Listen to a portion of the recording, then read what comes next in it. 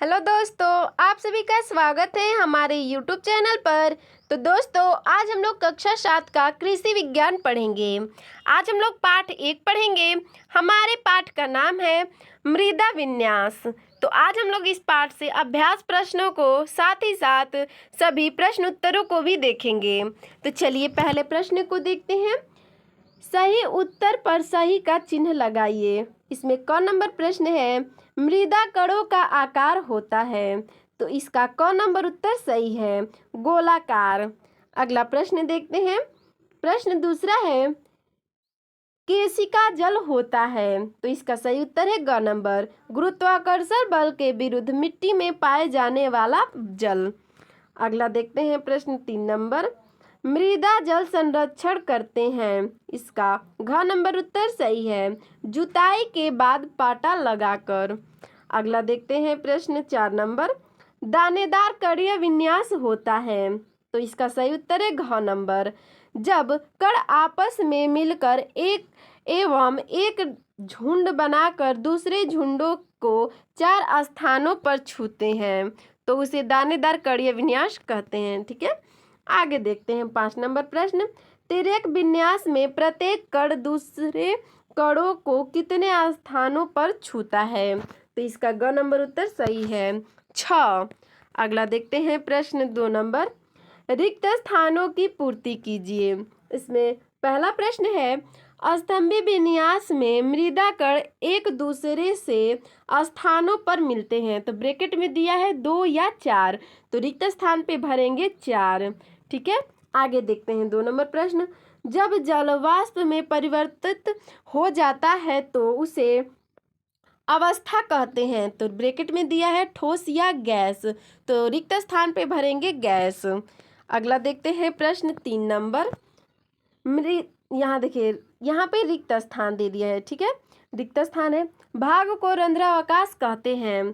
तो ब्रैकेट में दिया है मृदा के ठोस भाग को या मृदा के खाली भाग, तो रिक्त स्थान पे भरेंगे मृदा के खाली भाग। ठीक है, अगला देखते हैं प्रश्न 4 नंबर, उर्वरकों को के लगातार अधिक प्रयोग से मृदा हो जाती है। तो ब्रैकेट में दिया है अच्छी या खराब, तो रिक्त स्थान पे भरेंगे खराब। अगला देखते हैं प्रश्न 5 नंबर, पौधे को आसानी से ग्रहण करते हैं। तो देखिए ब्रैकेट में दिया है केशिका जल या आर्द्रताग्राही जल, तो रिक्त स्थान पे भर देंगे केशिका जल। ठीक है, आगे देखते हैं। हम लोगों का अगला प्रश्न है 3 नंबर, निम्नलिखित कथनों में सही पर सही तथा गलत पर गलत का चिन्ह लगाइए। प्रश्न पहला है, तिर्यक विन्यास में मृदा कण आपस में एक दूसरे को 6 स्थान पर छूते हैं। सही है। दूसरा प्रश्न है, जुताई गुड़ाई निराई करके मृदा के जल संरक्षण किया जाता है। ये जो है ये भी सही है। अगला देखते हैं प्रश्न 3 नंबर, खेती की मेड़बंदी करके वर्षा जल को नष्ट होने से बचाया जा सकता है। ये भी सही है। अगला प्रश्न है 4 नंबर, जल एक अच्छा विलायक है। ये भी सही है। 5 नंबर प्रश्न है, कार्बनिक पदार्थों का मृदा विन्यास पर कोई प्रभाव नहीं पड़ता है। ये जो है गलत है। ठीक है, अगला देखते हैं प्रश्न 6 नंबर, रंध्रावकाश पौधों को समुचित पोषक तत्व पहुंचाने में सहायता करता है। ये जो है सही है। अगला प्रश्न है 7 नंबर, रूफटॉप जल संचय वर्षा जल संचय की विधि नहीं है। ये जो है गलत है। ठीक है, अगला प्रश्न देखते हैं 4 नंबर, निम्नलिखित में स्तंभ क का स्तंभ ख से सुमेल कीजिए। यानी कि स्तंभ क को स्तंभ ख से मिलाना है। तो देखिए दोस्तों, इसमें हम लोगों ने स्तंभ क को स्तंभ ख से मिलाकर लिख दिया है। ठीक है, आप लोगों के किताब में जो मिलान दिया होगा, ठीक है, आपको मिलाना होगा। तो देखिए स्तंभ क में है मृदा कण सजावट, तो आप लोग मिलाएंगे मृदा विन्यास में। ठीक है, स्तंभी विन्यास, इसको मिला देंगे कणों का 4 स्थानों पर छूना। दानेदार कड़ीय विन्यास, इसको हम लोग मिला देंगे कणों का आपस में मिलकर झुंड बनाना। ठीक है, अगला है मृदा में खाली जगह, इसको हम लोग मिला देंगे रंध्रावकाश। अगला है भूमि में नमी संरक्षण, इसको हम लोग मिला देंगे जुताई में। गुरुत्वाकर्षण बल के कारण मृदा जल, इसको हम लोग मिला देंगे केशिका जल। अगला है कृषि कार्य, इसको हम लोग मिला देंगे पाटा लगाना। अगला देखते हैं प्रश्न 5 नंबर में। पहला प्रश्न है प्राकृतिक में जल किन किन रूपों में पाया जाता है? इसका उत्तर है प्राकृतिक में जल ठोस यानी कि बर्फ के रूप में, ठीक है, द्रव यानी पानी के रूप में, व वाष्प यानी कि भाप के रूप में, 3 रूपों में पाया जाता है, ठीक है, ठोस, द्रव और वाष्प। अगला देखते हैं प्रश्न 2 नंबर। मृदा कणों के चारों ओर महीन परत के रूप में पाए जाने वाला जल को क्या कहते हैं? तो इसका उत्तर है आर्द्रताग्राही जल। अगला प्रश्न है 3 नंबर। रंध्राकाश किसे कहते हैं? इसका उत्तर है मृदा में ठोस पदार्थ से रहित जो खाली स्थान होता है उसे रंध्राकाश कहते हैं। अगला प्रश्न देखते हैं 4 नंबर। भूमि के ऊपरी सतह पर भरा हुआ जल नीचे क्यों चला आता है? ठीक है, चला जाता है। इसका उत्तर है रंध्रावकाश में जल भरने के बाद जल पृथ्वी के गुरुत्वाकर्षण बल के कारण नीचे बह जाता है। अगला प्रश्न देखते हैं 5 नंबर। क्या जल को आपने ठोस अवस्था में देखा है? उसका नाम लिखिए। तो इसका उत्तर हो जाएगा कि हाँ, मैंने जो है जल को ठोस अवस्था में देखा है। कैसे? तो आइए देखते हैं। जल की ठोस अवस्था बर्फ होती है, तो आप लोग को सभी लोग तो बर्फ को देखे ही होंगे, तो इसीलिए बर्फ एक ठोस है, ठीक है। अगला देखते हैं प्रश्न 6 नंबर। जल ही जीवन है क्यों कहा जाता है? इसका उत्तर है जल के बिना जीवन संभव नहीं है, इसके कारण जल को जीवन कहा गया है। अगला देखते हैं प्रश्न। अगला प्रश्न है 7 नंबर। रूफटॉप जल संचय से वर्षा जल को नष्ट होने से बचाने के उपाय का चित्र बनाइए। तो दोस्तों ये जो है ये आपको स्वयं करना है, ठीक है, तो आप लोग इसका चित्र बना लीजिएगा, ठीक है। अगला देखते हैं प्रश्न 8 नंबर। खेत की मेड़बंदी करके वर्षा जल को नष्ट होने से बचाने के उपाय का चित्र बनाइए। तो दोस्तों ये भी आपको स्वयं से करना है, इसका चित्र आप जरूर बनाइएगा। अगला प्रश्न देखते हैं 6 नंबर। मृदा विन्यास को परिभाषित कीजिए। इसका उत्तर है मृदा खनिजों एवं चट्टानों के टूटने फूटने एवं उनके बारीक कणों से बनी है। ये कण बालू, सिल्ट व मृत्तिका कहे जाते हैं। मृत्तिका मतलब मिट्टी, ठीक है। ये आकार में गोलाकार होते हैं और मृदा में विभिन्न प्रकार से सजे हुए होते हैं। मृदा कणों के इस प्रकार के वितरण या सजावट की मृदा विन्यास कहते हैं। अगला देखते हैं प्रश्न 7 नंबर। मृदा विन्यास कितने प्रकार का होता है? वर्णन कीजिए। तो इसका उत्तर है मृदा विन्यास 4 प्रकार के होते हैं। पहला स्तंभी विन्यास, दूसरा तिर्यक यानी कि तिरछा विन्यास, तीसरा संहत यानी सघन विन्यास और चौथा है दानेदार यानी कि कड़िया विन्यास। चलिए दोस्तों आइए देखते हैं इन सब के बारे में। पहला है स्तंभी विन्यास, ठीक है। तो स्तंभी विन्यास वाले मृदा भुरभुरी व मुलायम होती है। यह मृदा खेती के लिए उत्तम व उपजाऊ होती है। दूसरा है तिर्यक विन्यास। तिर्यक विन्यास वाली मृदा में रंध्रावकाश कम होने से पैदावार कम होती है। तीसरा है सघन विन्यास। सघन विन्यास वाले मृदा में जल और वायु का संचार मुश्किल से होता है। अगला है चौथा है दानेदार यानी कि कड़िया विन्यास। दानेदार या कड़िया विन्यास सर्वोत्तम होता है।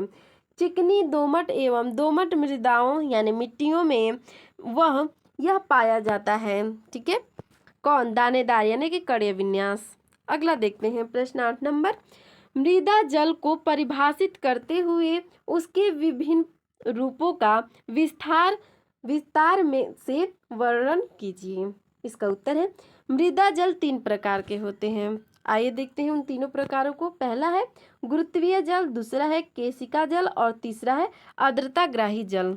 तो पहला देखते हैं गुरुत्वीय जल। गुरुत्वीय जल में है कि मिट्टी के रंध्रावकाश में पानी भरने के बाद बाकी जल को रोकने की भांति मृदा में नहीं होती है, ठीक है, और वह जल पृथ्वी के गुरुत्वाकर्षण बल के कारण नीचे चला जाता है। यह जल पौधों के लिए अप्राप्य होता है, इसे गुरुत्वीय जल या स्वतंत्र जल कहते हैं। अगला देखते हैं, दूसरा है इसी में केशिका जल, क्योंकि 3 प्रकार थे तो ये दूसरा है केशिका जल। गुरुत्वाकर्षण बल के विरुद्ध पर्याप्त जल मिट्टी के रंध्राकाश में रुका रहता है, जिसे केशिका जल कहते हैं। यह जल विलयन के रूप में सुगमता से पौधों को प्राप्त होता है। और तीसरा है आर्द्रताग्राही जल। ठीक है, तो आइए आर्द्रताग्राही जल के बारे में देखते हैं। मिट्टी में कुछ जल ऐसा भी होता है जो मृदा कणों के मध्य इतनी मजबूती से एक महीन परत के रूप में जकड़ा रहता है कि पौधों को पर्याप्त नहीं होता। इस जल को आर्द्रताग्राही जल कहते हैं। सिंचाई के जल का कम भाग ही पौधों को मिल पाता है, उसका अधिकांश भाग रिसाव द्वारा बेकार चला जाता है और गुरुत्वीय जल या आर्द्रताग्राही जल के रूप में पौधों को अप्राप्त होता है। अगला प्रश्न देखते हैं 9 नंबर।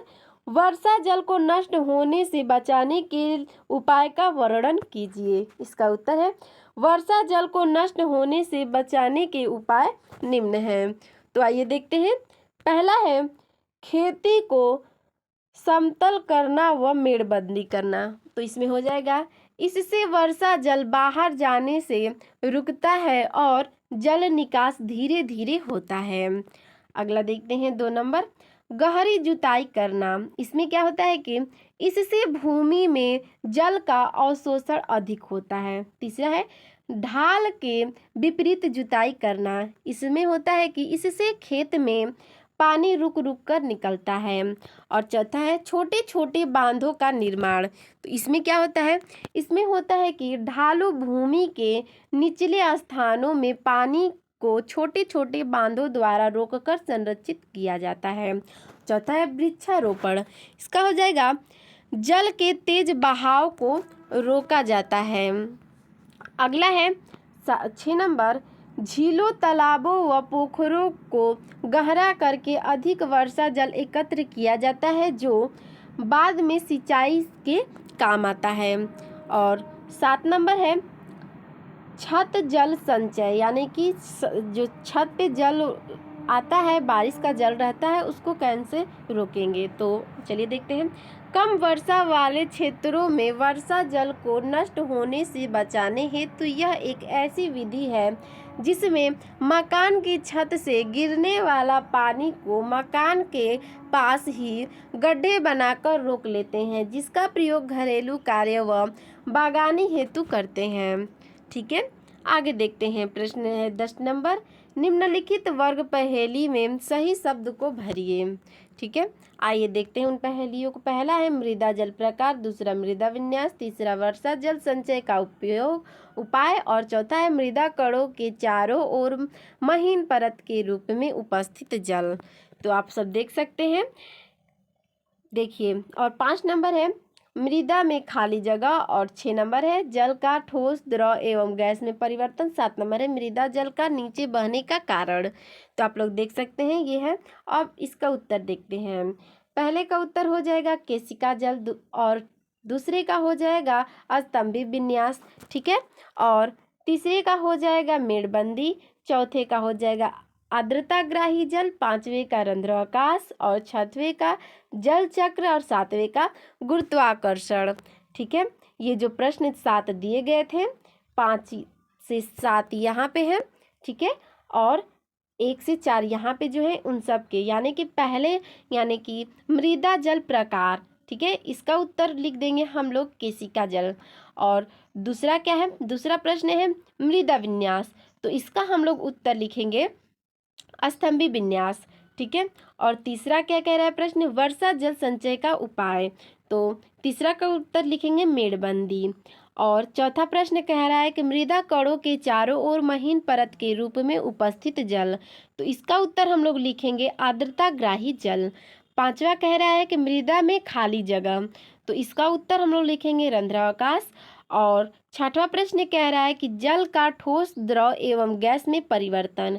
तो इसका हम लोग लिख देंगे छठवें का उत्तर जल चक्र। और सातवें का प्रश्न है मृदा जल का नीचे बहने का कारण। तो इसका हम लोग लिख देंगे सातवें का गुरुत्वाकर्षण।